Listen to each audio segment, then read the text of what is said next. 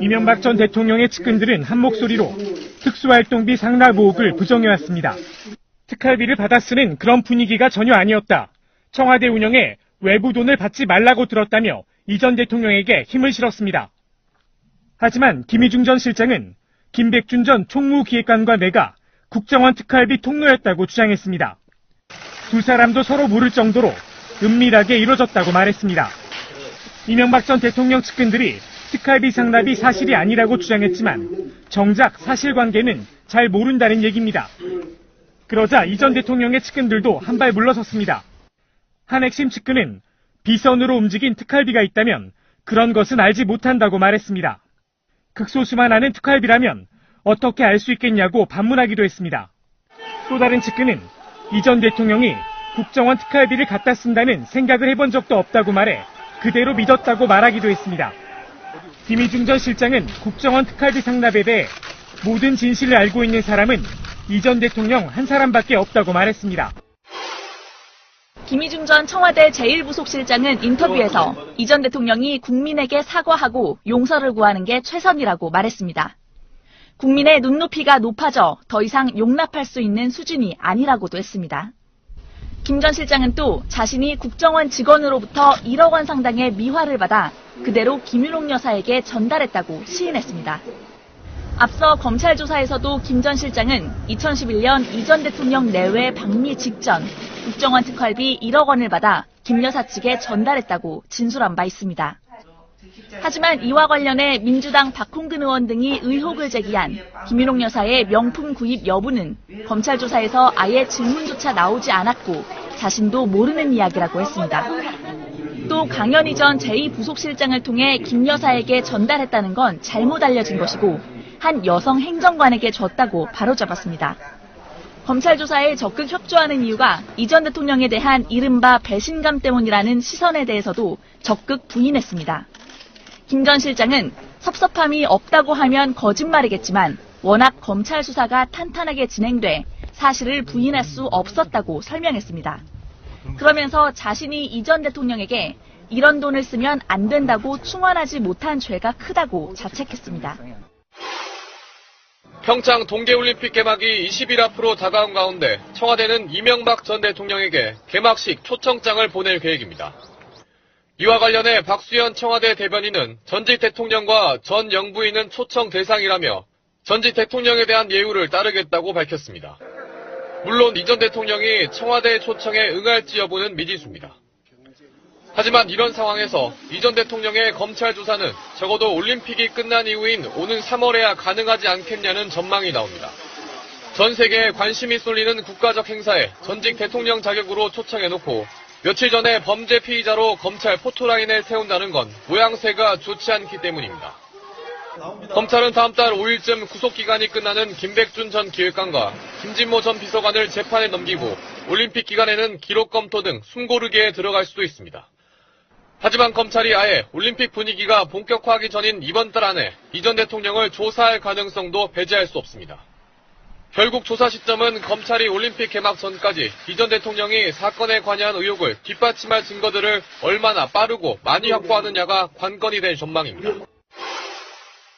제가 그 민주공대 하잖아요. 근데 그 사이에 여러 개 있었는데 다음번에 좀 재밌을 거예요. 왜냐면 지난번에 최재성 했고 이인영 헌법했는데 이번 주에 누구를 해서 다음 주에 하냐면 이해찬 의원을 했어요.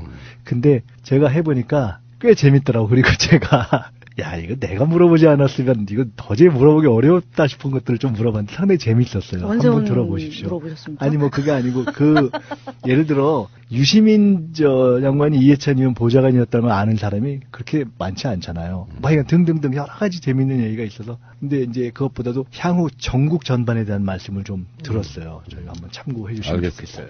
민주공대 들어가셔서 이제 김희석 원장께서 진행하시는 이해찬 총리편 다음 주에 네, 꼭 들어보시기 바랍니다.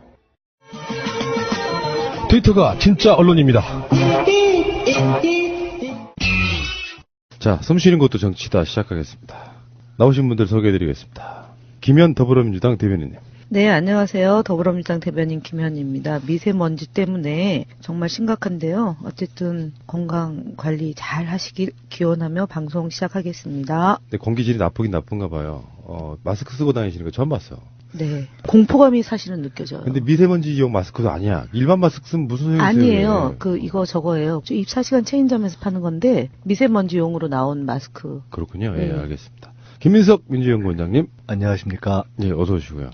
공기질이 이렇게 나쁘시던가요? 아니 근데 황사 마스크 그거를 꼭 써야 돼요. 저는 원래 겨울에 항상 마스크 끼고 다녀요. 코 양옆 사이로 공기가 들어가기 때문에. 네, 지금 그런 거 껴도 돼요. 그냥 그렇게. 여기 미세먼지용으로 지금 파는 걸 산 거예요. 최근에. 어저께 그러니까 샀어요. 코를 눌러준 그 철사만 있으면 돼. 뭐 대충 그런 거죠. 워낙 저는 마스크를 잘 끼고 다니고요. 요새 저 의사 선생님들 말씀은 잘 때도 끼고 자라는 얘기가 있어요. 아이고. 미세먼지용이 아니라 그게 감기나 독감 예방에 그렇게 좋다 그러더라고요. 근데 저는 그렇게는 못하겠고. 수면 안대도 끼잖아요. 불빛 때문에 귀마개도 쓰고 하는데 사실은 제가 이제 그 미세먼지가 심각할 때 어느 정도 이 느낌이 있냐면 코가 한쪽이 아프다 그래야 되나요? 그리고 콧물 나오고요. 근데 실내에서 있는데도 그 증상이 계속 생기는 거예요. 그러니까 이 공기 중에 초미세먼지도 있고 미세먼지도 있고 하잖아요. 그러니까 되게 이제 창문을 꽉 닫아놔도 이제 현관문을 열었다 닫았다 하면 그 사이에 이제 들어오면 그 반응이 있어서 아마 그 조언대로 정말 조심을 해야 될 것 같고 서울시에서 지금 대중교통 이용하면 무료로 하고 그러는데 경기도에서 낭비한다 어쩐다 이렇게 지금 이제 남경필 지사가 문제 제기하고 그러는데 교통복지라는 표현을 쓰셨죠. 지금 국민들의 건강을 무엇보다 소중히 여기는 것은 제가 볼 때는 제일 중요한 시정을 하시는 분의 태도인 것 같아요. 어쨌든 오늘 더 심하죠. 어제 잠깐 좋아졌었는데 걱정이 큽니다. 근데 어떤 연구 결과 이런 거나 발표했더만요. 국내적 요인도 꽤 있다고. 그래서 그 성분 분석해서 이렇게 내놓은 게 있어요. 자동차 운행 안 하는 것도 굉장히 많이 도움이 된다. 뭐 이런 논박도 있고 막 그런데 그 공기가 한참 좋았었거든요. 대통령 취임하고 나서 몇 개월은. 그래서 이게 이제 대통령의 홍보기다 뭐 이런 이야기까지 했었는데 이런 초미세먼지가 오고 나니까 밖에 돌아다니는 거 정말 무섭습니다. 저도 한번 된통 당해본 적이 있거든요. 언젠가 몇 년 전에 황사라고 그때는 주로 많이 불렀잖아요. 요즘에서야 초미세먼지 이런 용어가 나오는 거지. 엄청 심하던 날 밖에 막 돌아다니다가 갑자기 코에서 콧물이 쏟아지는데 이게 그냥 훌쩍훌쩍 거리는 용도가 아니라 거의 물 한 바가지가 쏟아지는 것처럼 한꺼번에 쏟아지더라고요.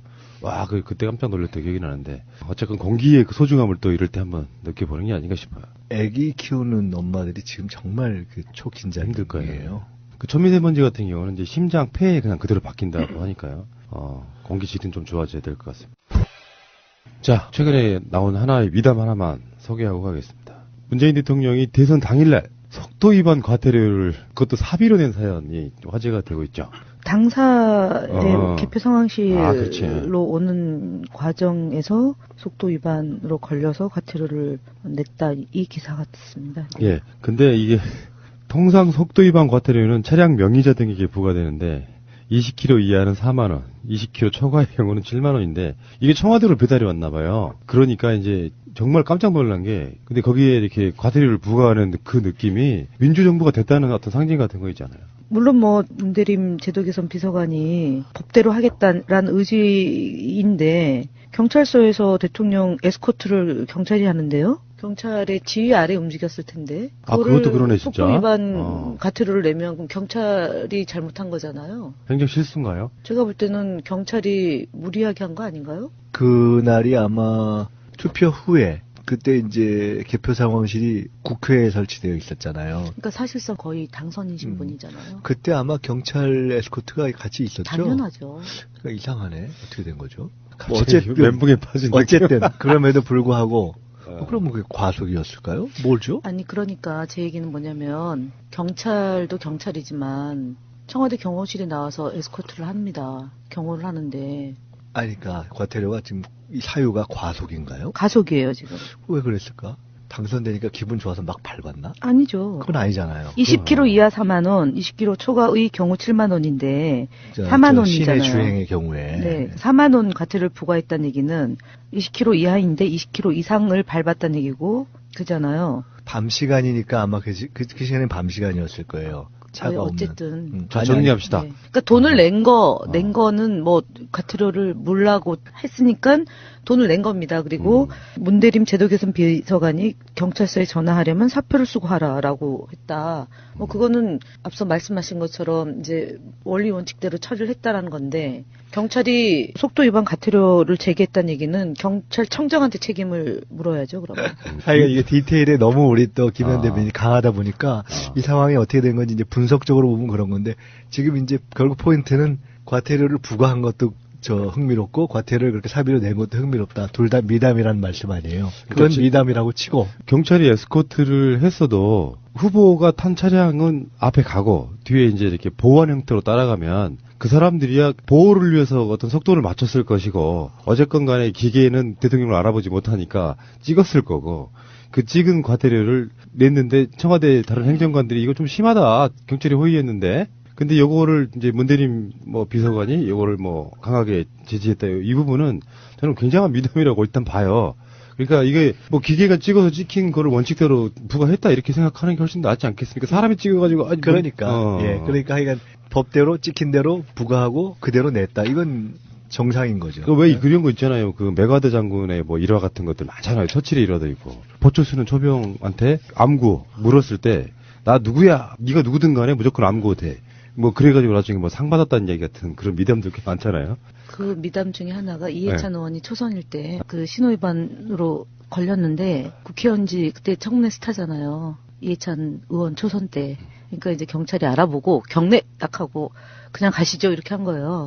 그러니까 이충이가 뒤에 있다가 딱지 끊으시라고요. 근데 그 경찰은 보복을 당할 수도 있다고 생각하니까 못 끊잖아요. 보통 그때만 하더라도 지금보다 한 30년 전인데. 그때만 해도 그럴 때였어요. 네. 근데 끊으라고요. 원래대로 하십시오. 법대로. 그래서 기어이 끊고 과태료를 낸 그런 얘기를 분명히 이해찬 의원님이 말씀하시는 그 당시는 지금보다 훨씬 더 까칠했을 거기 때문에 본인은 아주 친절하게 점잖게 얘기해도 텐데 경찰은 덜 끊으시라고요. 이러면은 경찰은 저희 지금 불만이 있어서 끊으라는 건가 이러고 쫄았을 수 있죠. 그러니까 지금 이 에피소드를 보면은 확실히 민주정부가 되다는 느낌은 와요. 만약에 박근혜나 이명박 때 같았으면 청와대에서 정말 전화했을걸요. 야, XX야.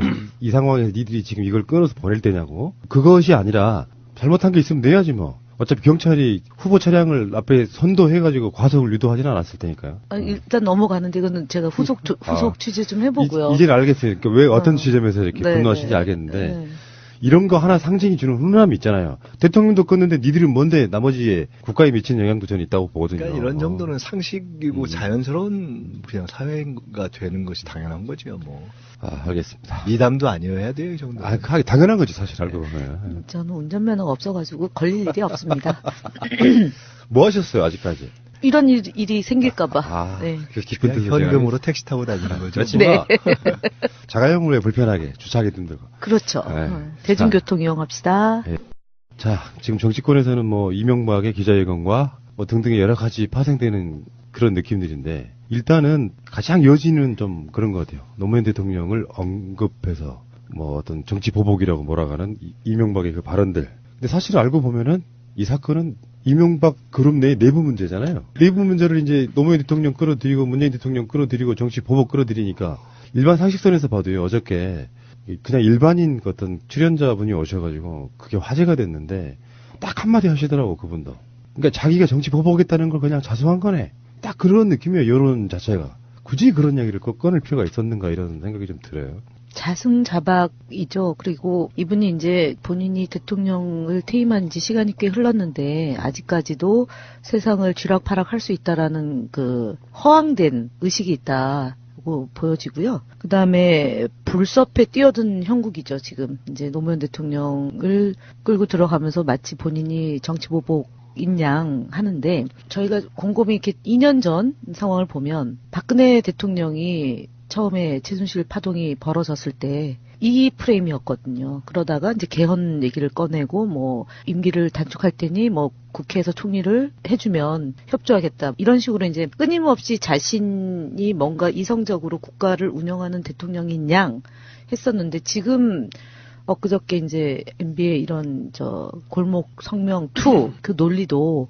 딱 그런 거잖아요. 전두환 전 대통령이 골목에서 읽었던 논리 플러스 박근혜 전 대통령이 했던 뭐 송구스럽다는 표현을 동원해 가면서 마치 이 범죄자들이 애국자인 양 그렇게 이제 했는데, 제가 볼 때는 여러 번 이제 그 새날에서도 방송을 하셨잖아요. 결국 김희중 1 부속실장이 한국일보와 인터뷰에서도 말했지만 전적인 책임은 MB한테 있고 지금이라도 늦지 않았으니 진실을 밝히고 국민들에게 사죄를 구하라가 그 제1 부속실장이 고언을 한 거니까 그걸 하셔야죠. 그래야지 지금 아무도 주변에 없잖아요. 뭐 전직 청와대 수석 한두 명 정도 하고 겨우겨우 할 수 없이 이제 종편에서 하는 거 하고, 그리고 자유한국당의 수석 대변인 그분도 생일 파티 갔던 분이니까 이제 그 정도 하고 이제 한두 분의 국회의원이 측면에서 지원하는데, 사실은 박근혜 전 대통령 주변에 그 왜 태극기 들고 집회하는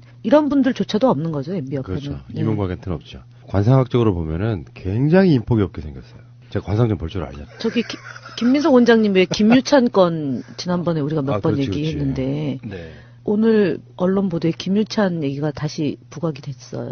96년 국회의원 선거 당시에 선거법 위반 사건 관련한 유증 교사 의혹 폭로, 그리고 김유찬 씨는 허위사실 유포 등의 혐의로 구속. 이분도 이제 뭐 그렇게 됐었고, 뭐 지금 김희중도 마찬가지고, 일찌감치 정두원도 그렇고, 김경준도 사실 마찬가지잖아요. 다스 사장도 그렇고. 이명박 자체가 인폭이 없긴 없나 봐요. 이 정치에서의 특히 상하 관계가 유지되는 게 두 가지 아니겠어요? 큰 틀에서 보면 하나는 가치나 이념, 두 번째는 의리와 정, 물론 세 번째는 그냥 돈과 이해관계, 뭐 이런 세 가지가 적절하게 결합이 되거나 또는 그중 하나로 엮이는 거잖아요. 근데 지금 뭐 이명박 박근혜 이런 경우에는 뭐 가치나 이념 이런 걸 보기 모르겠죠. 모르죠. 머릿속에서는 뭐 보수 뭐 이런 거 가치가 일시적으로 착각처럼 이렇게 있었을 수도 있어요. 근데 결국은 그런 것들이 다 없어지고 나서 보니 이 사람은 가치와 이념의 관계도 아니고 의리와 정의 관계도 아니고, 그러니까 완전히 아주 나쁜 의미에서의 회사 사장이 고용해서 사람들 부려먹고 쓸모없으면 버리는 이런 방식으로 다 돼서 같이 있던 사람들이 다 등을 돌리는 거 아니에요, 지금. 그러니까 정치보복은 무슨 정치보복이에요. 저게 자기가 못되게 한 사람들이 자기한테 칼끝을 돌리고 뭐 배신이라고 보기도 어려운 고발을 하고 뭐 이렇게 되는 거죠. 당연한 반응이죠. 어떻게 그런 보면. 거죠. 사람 관계에서. 인지상정인 거죠. 이야기 들어보니까 이명박 스타일이 그런 거래요. 그러니까 또 존재감이 좀 높은 정치인이라면 모를까, 자기 비서 정도의 느낌의 사람들은 네가 감히 나한테 해코지 할래? 이런 느낌의 성격을 갖고 있다 그러더라고요. 그렇다 보니까 이제 모멸감 당한 사람들이 결국은 딱 그 느낌 아닙니까? 군뱅이도 밟으면 꿈틀한다. 딱 그런 느낌이에요. 옛날식이겠지요. 그러니까 뭐 조인트 까고 함부로 하고 그러다가 안 되면 돈으로 맞고 뭐 이런 정도의 인간관계를 생각했던 거 아니겠어요? 그러니까 결국은 남는 게 없는 거죠, 주변에. 내부에서 같이 일했던 사람들이 등을 돌리면서 복수라고 한다면 그 내부에 있던 비서 출신들이 복수라는 거죠. 자기 주군한테. 요걸 왜 문재인 대통령의 복수를 이렇게 돌리냐는 거죠. 근데 지금 정치권 반응 그것 때문에 엄청 격앙돼 있더라고요. 특히 민주당은 뭐 양일에 걸쳐가지고 지금 어떤 반응이 격하게 나오고 있지 않습니까? 3일째죠, 사실은. 최초 기자회견 한날하고 이제 엊그제 어제까지 이어지는 건데요. 사실 전 개인적으로 뭐 이제 5시 한 30분경 MB 기자회견을 보면서 이제 당의 논평을 준비할 때 노무현 대통령을 거론한 점에 대해서 제가 사실 거론을 안 했어요. 그러니까 이제 기자들이 왜 그랬냐 그래서 차마 그 입에서 그 얘기가 나오고 그럴 줄 몰랐다라는 분노, 진짜 분노인데 우리는 좀 다르다. 그래도 전직 대통령이고 한 번의 기회를 줘야 되는 거 아니냐 이제 이렇게 했는데 밤사이에 진짜 밤 잠을 꼴박 새가지고 이제 아침에 다시 그 노무현 대통령을 거론한 부분을 이제 언급을 했는데 그 뒤에 이제 조금 뒤에 청와대에서 더 강경하고 간결한 메시지가 나왔잖아요. 그리고 이제 여러 정치인들이 이제 그날은 목요일이어가지고 저희가 당에 이제 최고위원이 없고 어저께 최고위원이 열려서 이제 추대표 등 이제 의견을 냈는데 그리고 자유한국당의 반응이나 뭐 그 주변에서 이제 MB 측 주변에서 김두우 그다음에 이재호 이런 사람들의 그 인터뷰 내용을 보면서 정말 이분들은 인간이길 포기한 분들이구나 이제 그런 생각이 들었어요. 그러니까 저는 노무현 대통령이 돌아가시기 전에 이명박 전 대통령이 그 전직 대통령에 대한 예우를 지키는 문화를 만들겠다라고 여러 차례 얘기한 점, 그러나 그게 지켜지지 않았을 때 이제 이지원 문제로 돌려드리면서 했던 그 메시지와 그다음에 그 이후에 수모를 겪으면서 정말 다 잡은 게 있거든요. 우리가 법과 원칙에 근거해서 정말 품위 있고 품격을 유지하면서 국가를 운영하는 그런 태도여야 되겠다라고 생각했는데 그게 안 통하는 집단인 것 같아요. 그래서 이제 지금도 재판을 받고 있잖아요. 저희 국정원 여직원 감금 재판 지금도 받고 있고, 그리고 이제 그 예를 들어 민간인 사찰 문제 때문에 정치 보복을 당했던 의정 활동을 하는데 이제 그 이후로 보복 당한 사람들이 주변에 쭉 있잖아요. 이제 이런 분들 보면서 내가 생각했던 방식이 안 되겠다, 이제는. 분노를 하지 않는 사람은 조국을 사랑하지 않는다라고 아미자에 나왔던 그 글귀가 늘 이제 머릿속에 남아있는데, 분노해야 되겠다, 더 분노해야겠다. 예, 그런 생각을 갖게 된 한 2, 3일의 과정이었던 것 같아요. 예. 저는 이제 조금 다른 각도에서 말씀드릴게요. 그러니까 정치를 하는 사람에게는 의분이라는 게 없으면 안 되죠. 어떤 잘못된 현실, 잘못된 제도, 잘못된 사회. 근데 동시에 어떤 문제에 대해서 개인적인 어떤 감정으로서의 분노, 이런 것은 가급적 표출을 안 하는 것이 덕목이지요. 일반적인 정치적 덕목. 그런데 이번의 경우에 이제 청와대에서 대통령께서 예를 들어 분노라는 표현을 언급했다라는 것은 저는 두 측면이 있다고 봐요. 하나는 이건 정말 통상적인 범위를 벗어나는 것으로서의 어떤 의분, 이런 측면이 하나가 있고요. 그야말로 절제를 하고 했을 때 최소한의 것으로서의 표현일 수 있는 거죠. 그리고 또 한편으로는 이것은 대통령을 포함한 어떤 정치인들 개인이 느끼는 의분이 아니라 국민들이 느끼는 것이 분노 아니겠어요? 그러니까 지금 이명박 씨의 입에서 자신이 했던 행위가 있는데 그걸 노 대통령하고 엮어서, 더구나 자기가 지 잘못한 것 때문에 자기가 자기 주변 사람들에 의해서 이렇게 폭로를 당하고 있는 상황에서 아무리 갖다 댈 게 없어도 그렇게 된 것에 대한 정상적인 국민이라면 느끼는 분노가 있는 거 아니에요.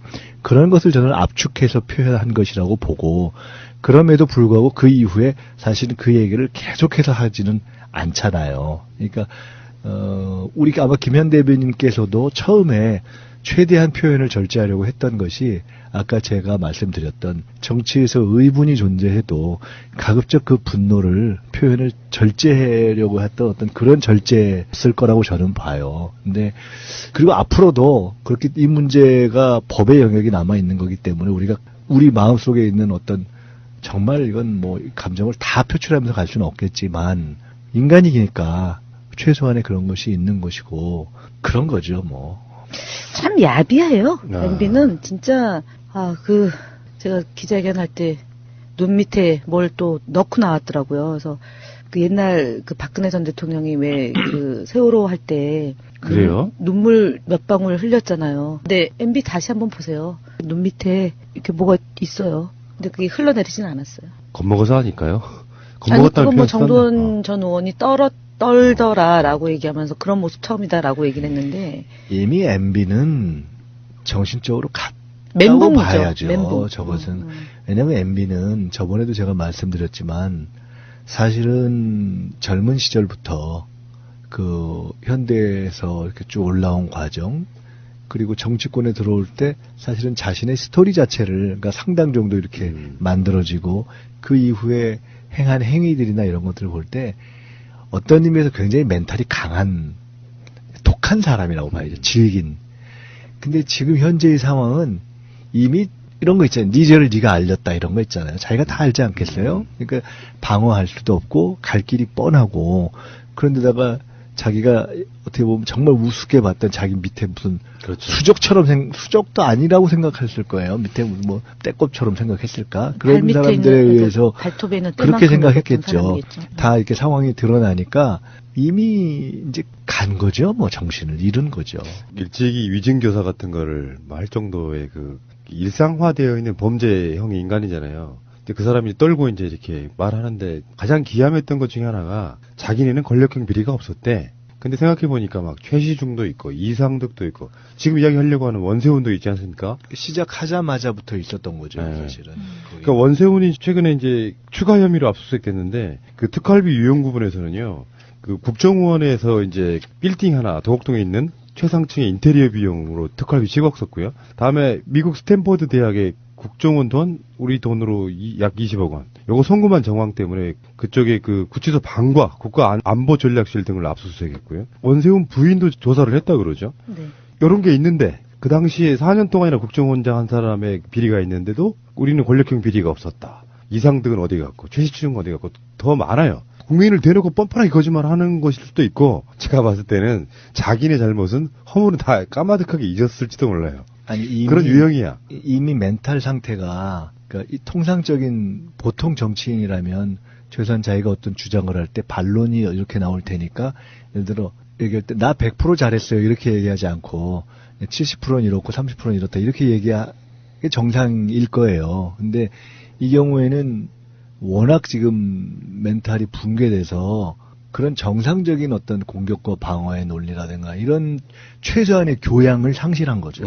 두 분께 하나만 질문 하나 드리겠습니다. 각종 이제 정치에서 좀 통찰력이 있으시다는 분들이 MB 구속 시점을 지금 예상하고 있는데요. 두 분 어떻게 보십니까? 있는 그대로 한다고 하니까 지금 이제 오늘 김희중 제1부속실장이 본인이 이명박 전 대통령을 배신한 것 이게 아니고 검찰이 워낙 탄탄하게 수사를 했다. 진술하지 않을 수 없었다라는 대목이 있어요. 그러니까 그 정도라면 경로가 다 나왔다는 거 아니겠어요? 그러니까 이게 네. 국정원에서 국정원 기조실하고 예상관들이 다 이미 자백한 내용이기 때문에 그러니까 부정을 못한 거예요. 자백과 플러스 국정원은 이제 이현수 기조실장이 조사받을 때 나왔던 얘기인데 돈의 출처와 어디다 쓰였는지를 다 기록으로 남겨놨다는 거잖아요. 그래서 빼도 박도 못한 거이듯이 그러니까 뭐 특활비라고 해가지고 영수증이 첨부 안 될 뿐이지 돈의 출처 들어가고 나오고는 다 기록으로 남겨져 있다는 건데 그건 어느 정부든 다 똑같이 되는 거 아닙니까? 그러니까 이제 김성호 전 국정원장은 법무부 장관 출신이기 때문에 법에 자신이 당하지 않으려고 이제 또 진술을 했을 것이고요. 원세훈은 이제 근거가 남은 거고. 근데 지금 이제 이명박 전 대통령이 골목 그 성명 발표하는 형태의 내용에서 보면은 그게 죄가 아니다라는 거 아니에요. 그러니까 특활비를 받았다 안 받았다도 없는 거고요. 그다음에 특활비로 그 불법적으로 사용한 사람들이 애국자인 양 둔갑시킨 거 아니에요. 그렇죠. 예, 그러면 이건 결정적으로 검찰이 볼 때는 증거인멸 이전에 혐의 자체를 원천적으로 부정하고 부인한 거잖아요. 그리고 검찰의 현재 수사를 문제가 있는 것이냐 한 거잖아요. 그러니까 최악의 피의자 신분인 거죠. 박근혜 전 대통령보다도 더 박근혜 전 대통령 그래도 부분적으로 좀 이렇게 막판에 가서 부분적으로 시인했잖아요. 뭐 오랫동안 곁에 두고 있었던 사이여서 해가지고 그런데 이제 그 기자회견 내용만 보더라도 3분 조금 넘는 요 내용을 보면 검찰이 볼 때는 한 줄에 대한 각주가 한 수백 페이지가 나올 것 같아요. 그래서 그래서 올림픽이다 아니다 이걸 떠나서 결정적 증거들을 이미 확보했기 때문에 이명박 전 대통령이 입을 다무는 이유가 더 얘기했다가는 큰일 납니다라는 변호사의 조력이 있을 거라고 합니다. 아마도. 생각해요. 예, 아마도 곧 가겠죠. 뭐 포토라인 그 곳이 언제냐고요? 빨리 말씀해 주세요. 저는 아주 현기증 나 죽겠어요, 아주. 열흘 보름 상관. 열흘. 네네. 우리 원장님은요? 저는 그런 거 잘 못 맞춥니다. 그래도. 아니, 정말로. 저 그런 거 잘 못 맞추는 거 아시잖아요. 이렇게 돌아가는 어떤 상황들을 보면 물론 여러 가지 일정이 있겠지만 너무 급하게 돌아가고 요즘에는 이슈를 주고받는 게 굉장히 속도가 빨라졌잖아요. 옛날에 비해서. 집중적으로 조명을 받을 때 소환을 해야 검찰도 더 효과적이라고 봐서 이런 이슈가 있을 때 수사를 검찰이 하는 건 느낌이 아니고 저는 언론이 하고 있다고 보거든요. 언론이 굉장히 많은 것들을 쏟아내고 있잖아요. 이미 언제 가느냐 하는 거는 전 별 큰 의미가 없는 상황이라고 보고요. 검찰은 뭐 그야말로 소환해서 기소하기가 적당한 준비가 최소한도 갖춰진 시점에 하겠죠. 근데 이미 이번 골목 혁명 뭐 이런 거 보면 최소한의 품격과 그다음에 저항의 논리를 갖춘 어떤 일정한 세력이 있는 어떤 세력의 지도자 이런 것이 아니고 그냥 주변 다 이미 무너진 가련한 범죄자 수준으로 됐기 때문에 저는 뭐 그 시기는 큰 의미 없다고 봅니다. 국정원 댓글 사건 정도는 좀 약간 좀 늦어지고 있다 이런 느낌이었었는데 급작스럽게 국정원 특활비가 튀어나오고 제 1순위로 봤던 다스는 제 2순위로 밀리는 그런 느낌이어서 지금 이 사건의 어떤 엄중함을 볼 때 많은 분들이 평창 올림픽 전을 예측하시는 분도 있고요. 심한 경우는 이달 말까지 예상하시는 분도 있고 막 그렇습니다. 저번에 그런 말씀 드렸던 건 생각나는데요. 원래 이런 일은 한 군데 이렇게 시작되면 어디서 터질지 모른다고 제가 그런 말씀 비슷하게 드렸던 것 같은데 이미 이렇게 주변에서 터졌기 때문에 이러저런 관련 있는 것들이 이제는 어디서 이렇게 터질지 모르게 계속 나올 겁니다. 제가 볼 때는 김희중 부속실장이 가족들 뭐 자식값에 떳떳한 부모가 되겠다라고 얘기를 한 거는 사실 어제까지고요. 앞서 말씀드렸던 것처럼 검찰이 탄탄하게 수사를 하고 있어서 자기가 진술을 안 할 수 없었다라는 얘기에 주목합니다. 그렇기 때문에 곧 조만간. 참고로 이제 다스 공소시효가 다음 달 21일이라고 하는데 그 사이에요. 보도 하나를 보니까 다스 비자금이 120억 원이 아니라 부의 자금이라 그래서 80억 원이 더 있었다는 게 확인됐고 그래서 지금 다스 전 경리팀장이던 최동영 씨의 말에 의하면은 다스 비자금은 120억이 아니라 300억 원이다. 이 가운데 200억 원 정도는 이명박 전 대통령이 100억 원은 김성우 다스 사장이 가져갔다. 이런 검찰에서 진술한 게 있다고 그래요. 뚝이 한번 무너지니까 딱 그 느낌 아니겠습니까? 박근혜도 국정농단이 막 커지고 나서 뚝이 무너지니까 온갖 것들이 보도가 나오는 것처럼 지금 이명박은 정말 우리가 이명박 씨를 지금 어떤 그 설치류에 비유했던 거 있잖아요. 딱 도관에 든 쥐, 딱 그 느낌인 것 같아요. 이제는 도망갈 수도 없고 어쩔 수도 없고 이 상태에서는 이제 특정 시점에서 걷어들이기만 하면 되는 것 같은 그런 느낌. 정두환 씨가 어저께 한 언론사 인터뷰에서 보면은 그런 얘기를 했어요. 그 대통령이 되기 전과 대통령이 되고 나서도 그렇고 대통령 그만두고 나서도 자금이 많이 필요했을 거다. 그래서 되게 궁금하더라고요. 근데 그건 죽기 전에야 내가 얘기할 수 있을 거다라고 얘기를 했어요. 물론 돈이 있는 분들이 돈에 대한 그 관심이 높고, 예, 근데 분들은 도덕적으로 정말 완벽한 정권이라고 그랬잖아요. 그때. 도덕적이라고 도덕이 아니라 도둑을 읽죠. 도덕적으로. 좀, 도덕적으로 완벽한 정권인데, 근데 어쨌든 꼬리가 길면 잡히잖아요. 근데 이런 돈들이 이제 물론 이제 다스 누구 거냐라고 내게 물어봐라 했더니 진짜로 물어봐야죠 이제는. 다스는 누구 겁니까? 그러면 답을 해야 되는데 그날도 답은 안 했잖아요. 어쨌든 간에 정두원 전 의원이 인터뷰하는 내용을 뭐 어느 정도까지 완벽하게 신뢰를 할지 안 할지는 또 우리들의 판단의 몫이고 근거에 기반해야 되는 건데 그분 인터뷰하는 내용을 봐도 각주가 꽤 달리더라고요. 네. 한 줄의 각주가. 그래서 도대체 돈을 어디다가 썼을까? 근데 지금 여론추이라는 게 있어요. 여론추이. 검찰이 수사한 거랑 별개로, 지금 나오는 이야기 중에 이제 뭐 명품 이야기, 그다음에 내곡동 사저 이야기, 세금 국정원 특활비가 들어갔다는 보도들이 나오고 있으니까 완전히 무너지는 상태로 처절하게 저는 이명박 자체는 끌려가듯이 갈 거다 이렇게 보는 거거든요. 그러니까 박근혜 전 대통령이 특활비를 가져다 쓴 게 MB 때 걸 보고 한 거라고 제가 이제 박근혜 전 대통령 특활비로 범죄 혐의가 추가될 때 그렇게 이제 논평을 낸 적이 있는데 그건 아버지 때부터 했던 아니 그러니까 그 아니겠어요? 이전으로 이제 가는 거죠. 그거는 이제 주머니 속에 든 내 돈이다라는 거잖아요. 중정을 만든 게 박정희잖아요. 그러니까 아버지가 이제 했던 일을 그대로 이제 한 거고, 그리고 MB는 그걸 옆에서 본 거고, 그 대통령이 돼서 또 한 거고, 박근혜는 MB도 했는데 나도 하는 거고. 그러니까 원래 원조가 그러면은 저 이명박이 아니라 박정희였네요. 박정희죠. 네. 알겠습니다. 저는 그 생각이 나요. 이건 뭐 정치 보복이다 아니다 논란이 있지만 뭐 대변인님 너무나 잘 아실 만한 상황인데 대통령 장례식에서 째려보던 그 MB의 눈빛이 몇 년 후에 겁먹은 눈빛으로 바뀐 과정에 전 사필 규정 이런 말을 꼭 한번 하고 싶습니다. 네. 보복이 아니라 스스로 무너진 거죠. 사실은 알고 보면. 나중에 SNS에 그 두 개의 눈빛 대조가 상당히 돌아다니겠네요. 네. 알겠습니다. 잠시 후에 다시 오겠습니다. 자, 야당 이야기를 좀 할게요. 바른정당과 국민의당의 뭐 합당인데 뭐 통합이라고 부르는데 저는 그걸 그렇게 표현했어요. 두 대표가 나와가지고 이제 우리 합당하겠다고 선언하는 걸 보고 그런 거 있잖아요. 지하철에 빈자리 보고 가방 던지는 것 같은 그런 느낌. 실제로 자기 당내 문제는 하나도 정리가 안 됐는데 막 앞서가고 있는 거예요. 그 대신에 뒤에서는 이제 막 당면 갖고 서로 싸우고 있고 개혁신당인데 막 통합개혁신당이라고 이름 붙였다가 세상에 코미디가 이런 코미디가 없더라고요. 근데 문제는 지금 이제 조배수 의원이 이제 통합 반대파의 지금 어떤 대장 자리를 맡고 있는데 그분 말을 보니까 깨끗하게 합의원 하자 뭐 이런 식의 이야기를 던지는데 안철수는 비례대표를 풀어줄 수 있을까요? 나 같으면 그냥 풀어줘버리고 그냥 깨끗이 시작할 것 같은데 이 논란이 안철수한테 유리할 게 없잖아요. 또 불리할 것도 없죠, 뭐. 왜냐면 지금 그 자리를 주게 되면 훨씬 많이 빠져나갈까요? 그렇죠. 저는 안 풀어줄 거라고 봅니다. 저 안철수 대표의 정치적 셈법은 주로 상당히 좀 장사하고 유사하기 때문에 그게 저 의원 숫자하고 관련이 있고 돈하고 상관이 있고 일단 그럴 뿐 아니라 굳이 따지자면 명분론하고 상관이 있는 거 아니겠어요? 그렇게 합의 이혼을 요구하는 분들에게 그렇게 해주는 거는 상대에도 상당한 명분이 있다는 걸 인정해 주는 것이고 동시에 상대의 어떤 소위 신당, 개신당인가? 뭐 이런 논의가 굉장히 해당 행위다 이런 식으로 막 엄하게 마치 정당 민주주의를 옹호하는 입장처럼 막 얘기하잖아요. 그러니까 근데 그런 것에 정당성을 부여하는 거기 때문에 저는 안 할 거라고 봐요.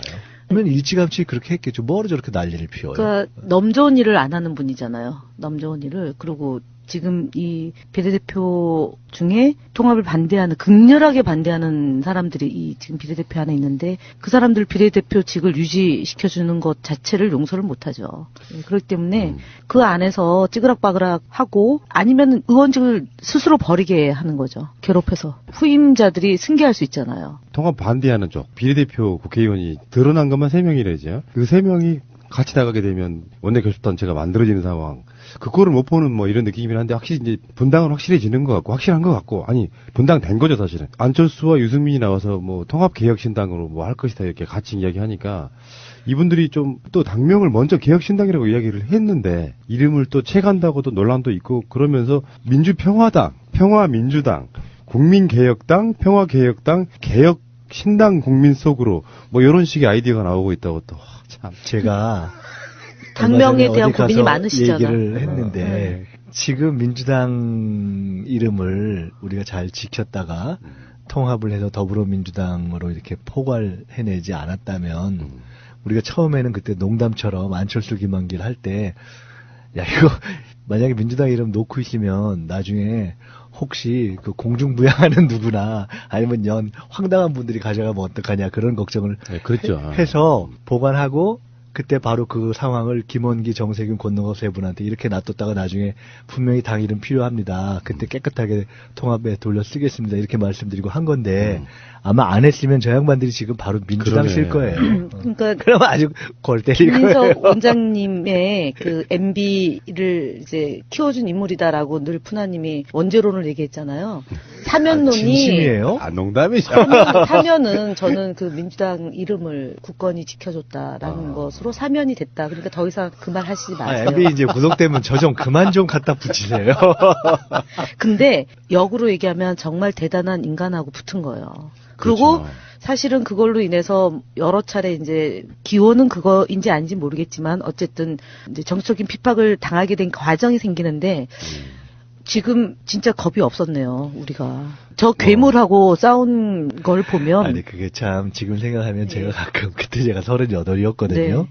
38 때 MB하고 붙은 거예요. 근데, 사실은 그때, 어처구니가 그때 진짜. 김대중 대통령이 총재셨거든요. 집권당 총재.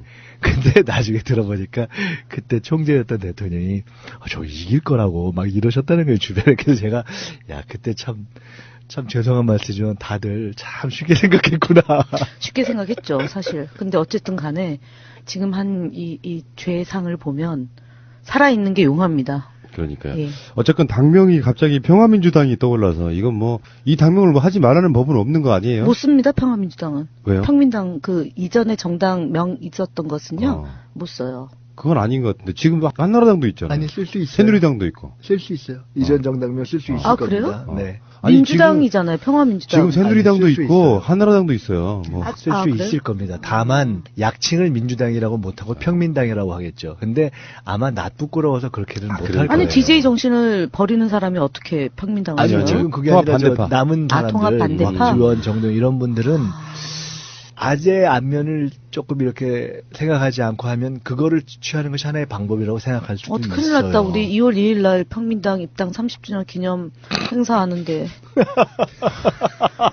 어떡하지? 아, 그러면 거기랑 합당해야 기사가 되나? 어떻게 나올 응. 걸 예상이 돼요. 어떻게 해요? 저쪽에서 평민당 창당 준비위원회를 만들고 그다음에 이해찬, 뭐 우원식, 김현 등 과거 평민당 입당 30주년을 기념하는 평민연이 모여 30년 모였다. 이제 곧 평민당 뭐 준비위와 평민연 간의 정치적인 대화가 뭐 그러려고 지금 하는 거예요? 아니, 그런 해석이 되겠네요. 자, 근데 안철수, 유승민 두 사람이 이제 국회에서 뭐 토크 콘서트 이런 거를 했나 봐요. 근데 그 1시간 40분인가? 이 시간 내내 문재인 대통령 때리기만 했다는 거야. 주제가 뭐였냐면 청년이 미래다. 예. 실제로 이 사람들이 청년을 위해서 무슨 정책을 내고 뭐를 했는지는 잘 모르겠는데 사실상 그런 아젠다 가지고 굉장히 고민하고 노력하시는 분 중에 하나가 저는 문재인 대통령이라고 보거든요. 청년이 미래다라는 주제를 놓고 왜 문재인 대통령이 때리기를 해요? 차라리 시점적으로 이명박 때리기를 하지. 정말 나쁜 사람들이에요. MB 아바타입니까? 라고 했던 분이잖아요. 근데 지금 제가 정리해본 결과 유승민이 MB 아바타고요. 안철수는 유승민의 아바타. 이걸로 정리가 되지 않습니까? 근데 저는 사실 안철수, 유승민, 안철수 두 분이 앞으로의 장래는 쉽게 생각하면 안철수, 김한길 두 분의 사이가 어떻게 됐는가 보면 그냥 쉽게 나올 거예요. 네. 아, 그러니까 이를테면 이명박이 자기 참모들한테 배신당하는 거랑 딱 비슷한 형태의 그 이기적인 캐릭터들이 갖는 약간 말로랄까요? 이런 느낌이 아닌가 싶고요. 자, 알겠습니다. 제가 MB 아바타입니까? 아니면 아니라고 본인이 해명하십시오. BBK라는 투자자문회사를 설립을 하고 여러분 이거 다 거짓말하는 걸 아시죠?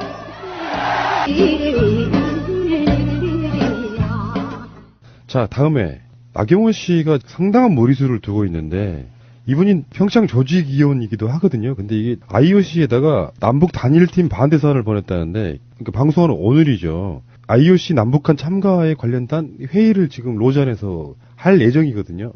시차 때문에 지금 아직 시작은 안 했을 것 같은데. 근데 올림픽 헌장의 공정 경쟁과 정치 중립 위반 소지를 주장하면서 단일팀을 반대하는 선언을 보냈다. 제가 이걸 보고 갑자기 김대중 대통령 노벨 평화상 반대에 비슷한 준하는 그런 느낌이었어요. 나경원 자유한국당 의원이 예전에 2011년도에 이제 그 서울시장 보궐선거에 후보로 나왔었잖아요. 그때 가장 논란됐던 것 중에 하나가 그 이제 목욕 그 장애인 목욕을 자기 선거에 악용했던 점 하나하고 그 전에 이제 한 호텔에서 일본 그 숭전 50주년 기념행사에 참석했던 동영상이 이제 유포됐던 거예요. 일본이 피해자 할머니들 문제 1mm도 바꿀 수 없다라고 얘기하면서 동계올림픽, 패럴림픽 불참 의사를 통보를 했잖아요. 지금 이거 IOC에다가 이런 소위 말하는 색깔 종북몰이 및 평창 동계올림픽 방해 공작이 이 사람의 행적, 그동안에 했던 행적을 고스란히 보여주는 아주 결정판인 것 같습니다. 그러니까 정말 못된 정치이죠. 이런 일을 어떻게 합니까? 그리고 본인이 패럴림픽과 겨울올림픽, 평창올림픽의 유연 자격은 사실은 딸의 장애, 그것이 이제 어쨌든 그 한 요인인데 많지 않습니까? 지금 문제가 되고 있는 이분 그게 많은데 이런 일을 벌린다. 그러니까요. 찬물을 끼얹는 건 말로 하는 거는 뭐 정치적 공방이다라니까 소위 극우 보수주의자들이 늘 이제 남북 정상회담도 안 하면서 북한을 힐난하고 그것을 남남 갈등 그다음에 남북 갈등의 소재로 활용해 온 것은 말로서는 그럴 수 있어요. 근데 정치인이 실제로 행동으로 옮기는 것 이거는 매우 부적절하거든요. 그래서 이 사람은 정말 정말 나쁘다. 나경원 의원 이런 경우는 사실은 이거는 뭐 보수적인 입장, 보수주의 입장에서 이렇다고 평가하기보다는 저는 수준 이하의 행동을 했다고 생각해요. 그렇죠. 예. 이건 사실은 상식에 벗어나는 거잖아요. 이게 뭐, 아니, 보수가 이렇게 판단해야 되나요? 이건 바보 같은 소리고, 그거 지금 이렇게 진행될 일에 대해서 단일팀 반대한다면서 거기다 편지를 써보낸다?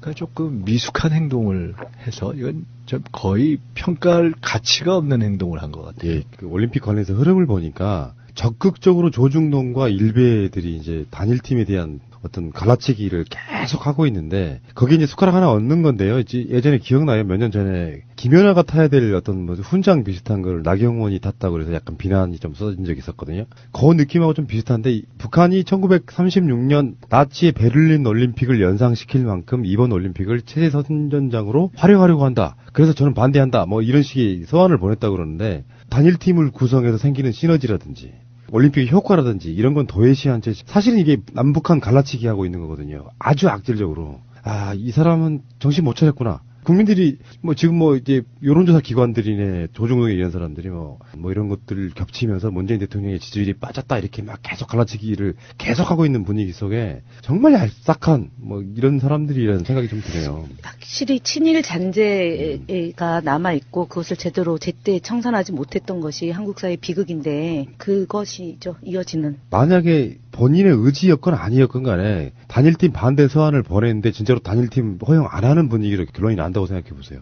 나경원에게 쏟아지는 비난을 어떻게 감당하고 이래? 아니요. 제가 아까 저 수준 이하라고 했던 것은 그럴 가능성이 없기 때문에 지금 그렇게 해서 지금 우리 푸나님이 말씀하신 대로 정말 그렇게 결정이 허용 안 한다라고 되면 어떡하냐. 그럼 뭐 그럴 정도의 일리가 있는 행동이라는 반증 아니겠어요? 아예 일리가 1도 없는 행동이기 때문에 이런 건 그야말로 수준 이하예요. 그냥 이건 얘기할 가치가 없다고 저는 봐요. 그리고 미국 백악관 대변인도 흥미로운 일, 지켜볼 일이라고 한 거잖아요. 단일팀과 그다음에 한반도기. 그러니까 오늘 논의되는 것 중에 엔트리 늘리는 부분도 포함이 돼 있거든요. 세상의 모든 일에는 명과 암이 있는데 북한 팀 때문에 참여하지 못하는 몇 사람 분명히 안 된 일이긴 하지만 엔트리 늘리고 최대한 그러면서 여자 아이스하키가 더 좋아지고 실업팀도 만들고 여러 가지 과정에 좋은 점이 훨씬 많은데 이거를 아주 지연말단적인 걸로 몰고 가서 피해자 몇 선수로 이렇게 몰고 간다는 것 자체는 정말 나쁜 사람들. 아니 그러니까 피해되는 분에 대해서도 국가가 제대로 하기 위한 노력을 기울이고 있는 거 아닙니까? 관심을 끌지 못하다가 이번에 어쨌든 관심을 끌게 된 계기가 된 거고 그래서 더 육성할 수도 있는 거고 정부에서 투자도 하는 거고요. 그런 거는 안중에도 없이 그러니까 사실은 싫은 거죠. 이 정부가 잘 되는 게 싫은 뭐든지. 거고요. 평창 올림픽을 뭐 평양 올림픽을 치를 거냐라고 조롱하고 그다음에 그 예술단장이 무슨 뭐 핸드백이 뭐니 그다음에 뭐 예를 들어서 김정은의 뭐였다라고 얘기해가지고 그것도 사과도 안 하고 연일 그 조롱과 비난과 신란하는 특히 조선일보 깜짝 놀랐습니다. 근데 어쨌든 이유가 있겠죠. MB의 표적이 되고 있는 그 부분을 희석시키기 위해서 평창 올림픽을 가급적 분단을 공고화하는 식으로 해석하고 그 방향으로 몰면서 MB 기사를 줄이는 거거든요. 근데 여하튼 간에 이 나경원 씨의 지금 이런 그 행태는 그야말로 목불인견이고요. 그리고 왜 이 길로 가죠? 원래 이런 스타일이잖아요. 아니, 원래 이런 스타일인데 잊을만 하면 사실은 잊을만 하면 이런 행동을 하고 근데 선거 앞둔 시점이긴 해요. 관종이잖아요. 선거 지방선거에 도전할 수도 있습니다. 일단 나경원 의원 거는 저는 그 개인의 정치적인 식견의 수준을 보인 것이다. 그냥 이렇게 보고요. 조금 좀 다른 얘기인데 지금 이제 우리 김현 대변인 말씀하셨지만은 최근에 저는 이렇게 조중동 이런 보수 언론을 보면서 좀 웃기다고 생각이 들 때가 많아요. 제가 지난 일주일 그 연초에 이제 백두산 갔다 왔잖아요. 그 며칠 이렇게 여기 국내 그런 거 잘 안 보다가 오면서 이제 비행기 안에서 쌓여있는 신문들을 이렇게 보면서 좀 표현이 죄송합니다. 참 가짠다. 제가 이런 생각이 들었었어요. 예를 들어 이런 것들이에요. 평창 올림픽에 북한이 참여하게 된 걸 갖고 뭐 평양 올림픽으로 뭐 되는 거 아니냐 이런 식의 이야기를 사실상 뭐 야당 특히 뭐 홍준표 같은 분들 비슷한 분들이 한다라는 걸 하면서 그 이름을 빌어서 사실은 보수 언론이 슬슬슬슬 흘리는 거잖아요. 참 가짜는 얘기예요. 왜냐하면 아니 평창 올림픽이 평화의 상징이 돼서 거기에 평양까지 끌어들이면 그야말로 3평인데 아니 그렇게 적극적으로 해석하면 되는 것이지 그걸 갖고 평행이 들어온다고 해서 그게 뭐가 문제예요. 그렇게 오히려 적극적으로 해석하고 있는 그대로 하는 것이 정당한 것이지 그걸 이렇게 그 후비어서 비틀어서 하는 것도 우습고 또 단일팀 문제도 그래요. 그걸 갖고서 마치 단일팀을 해서 지금까지 있던 어떤 선수들의 어떤 피해나 굉장히 불공정성 우선 저는 그런 과정에서 열심히 노력해서 피해나 어떤 기회가 어려워지는 분들이 있다면 그거는 정말 아무리 미세한 그 피해나 이런 아픔이나 어떤 우려가 있더라도 그에 대해서 국가가 반드시 대책을 세워야 된다고 봐요. 그렇지만 동시에 우리는 한반도 평화가 흔들리는 이 상황에서 이런 계기를 통해서 온 국민이 이 위기를 평화로 돌릴 수 있는 반전의 계기를 또한 잡고 있는 것 아니에요. 이런 거대한 민족적 이익 앞에서 발생하는 어떤 이러저러한 현실적 문제들을 극복하고 보완해가면서 풀어야 되는 거지. 맞습니다. 아니, 전 속으로 사실 그런 조중동을 보면서 참 정신 나간 놈들이다 이런 생각이 들었어요. 정말 화가 나더라고. 그리고 예를 들어 깃발 논쟁이 있잖아요. 뭐 인공기, 태극기. 가짜는 소리예요. 왜냐하면 태극기가 없어지는 게 아니잖아요. 입장할 때도 태극기 들지? 대한민국 대표단이 메달 달면 올라가지? 한반도기는요. 과거에도 그렇고 이번에도 그렇고 일종의 저는 드레스 코드라고 생각해요.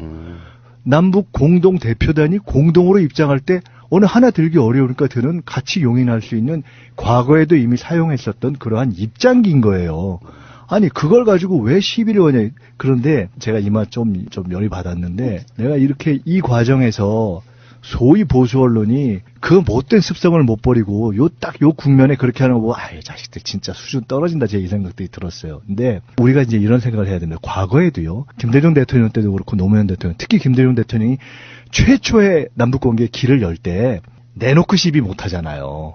누가 평화가 열리고 남북이 만났는데 시비를 걸겠어요. 그러니까 어떻게 하냐면 지연 말단적인 걸 갖고 시비를 거는 겁니다. 그러니까요. 옆으로 틀어. 지금 하는 짓들이 그 짓들이에요. 조금 지나면 또 뭐가 나오는지 압니까? 반드시 속도 조절론이 나오게 돼 있어요. 이거 너무 속도가 빠른 거 아니야? 남북이 좋아지는데? 좋아지는데 속도가 왜 빠르면 안 돼요? 빨리 속도를 내야지. 그래서 과거에도 그런 상황이 됐을 때 사실은 햇볕 정책의 설계사였던 임동원 장관을 결국은 보수 세력이 시비를 걸어서 날렸습니다. 반드시 앞으로 이런 평창을 계기로 해서 이렇게 남북 관계 좋아질 때 지금 일어나는 뭐 깃발, 단일팀 이런 것이 다 예고편이에요.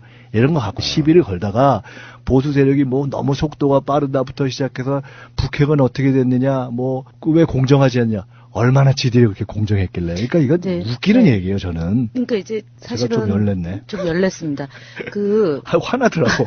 이제 우려되는 상황, 이제 보통의 이제 프로세스로 보면은 이제 우리가 집권을 못했다면은 아마 단일 팀 내지는 뭐 한반도기 이것도 없었겠죠, 그죠?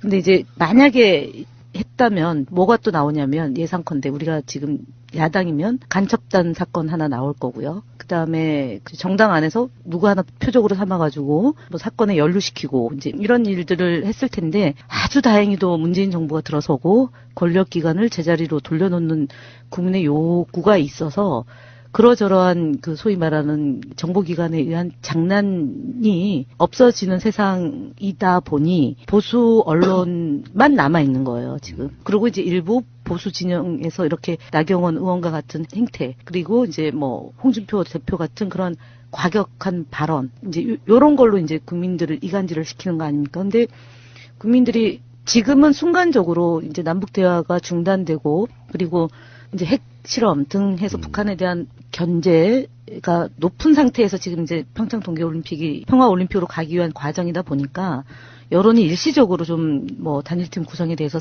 찬성이 40, 반대가 뭐 49 되는데 이게 이제 정말 목전이 되면 저는 그 여론은 뒤집힐 거라고 봅니다. 왜냐하면 그것이 하이라이트잖아요. 그러니까 단일팀, 그다음에 공동 입장, 그다음에 예술단, 그리고 응원단 이게 하이라이트이기 때문에 전 세계의 관심이 그쪽으로 집중이 되고 남북이 화해 모드로 간다라고 하면 지금 여론은 금방 뒤집혀진다. 그러니까 나경원 의원한테 말씀드리겠습니다. 중단하십시오. 촌스러운 행동. 한 가지만 더 말씀드릴게요. 지금 이제 나경원 의원의 수준 낮은 이제 행동을 갖고 얘기를 하는데 사실은요. 지금 이제 바른정당이 통합을 하는데 그나마 지금 자유한국당 같이 남은 데서 홍준표 대표라든가 이런 등등의 일종의 막가파식 보수 이것에 대한 대안으로서 지금 해보겠다는 거 아닙니까?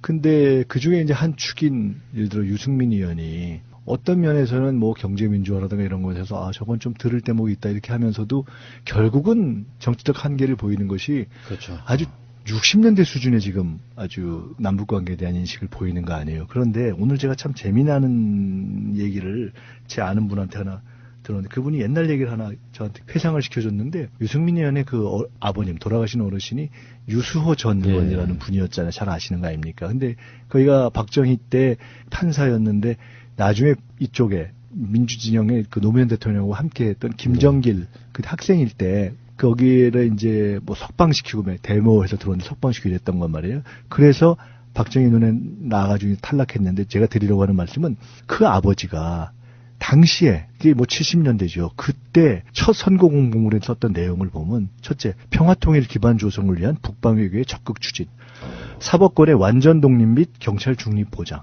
이게 50년 전 얘기예요. 그 아버지가. 대단하시네. 그러니까 에휴. 저는 지금 보수를 정말 정상화시키겠다는 분들은 세상 돌아가는 걸 알아야 됩니다. 지금 좀 안타까워요. 나경원 의원 같은 경우는 저는 서울대 동기인데. 그렇지, 생각해보니까. 진짜. 그 가끔 이렇게 길거리에서 보면은 이렇게 인사하죠. 그런데 저는 뭐 원래 학교 때도 잘 몰랐고 친하지 않아요. 그런데 이런 걸 보면 야 어떻게 저렇지? 그렇죠. 그러니까 보수와 진보의 문제가 아니에요. 상식의 문제잖아요. 그러니까 나경원 씨는 제가 봤을 때는 굉장히 그 관심 받고 이런 걸 좋아하고 튀는 걸 너무 좋아해서. 근데 이걸로 관심 받고 튀어가지고 뭘 어쩌려고요? 그러니까 남은 그 보수라고 불리우는 그 수구 시장에서 그래도 한번 튀어서 이렇게 관심 받으면서 아까 말씀하신 것처럼 서울시장도 한번 숟가락 얹어보고 이런 건데. 홍준표 씨가 드디어 대구 북구 의뢰 조직위원장에 임명됐는데.